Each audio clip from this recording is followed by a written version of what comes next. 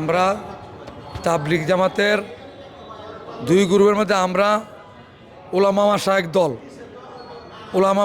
দল আমরা আজকে গত রাত্রে আমরা টঙ্গী ময়দানে বিভিন্ন গেটে আমাদের তাবলিগ জামাতের উলামা মাশায়েখ দল উলামা দলেরা টঙ্গী ময়দানে পাহাড় অবস্থা ছিল বিভিন্ন গেটে।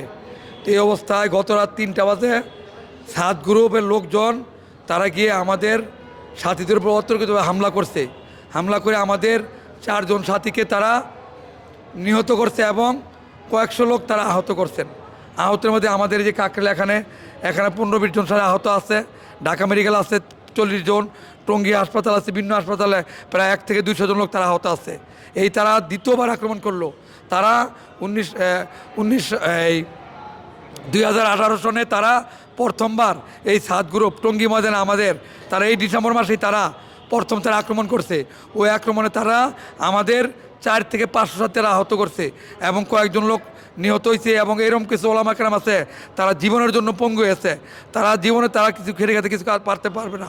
বিভিন্ন মাদ্রাসার প্রায় 400-500 লোক 18 সালে তারা তাদের আক্রমণে আমাদের আহত হয়েছে এবং 3 জন নিহত হয়েছিল।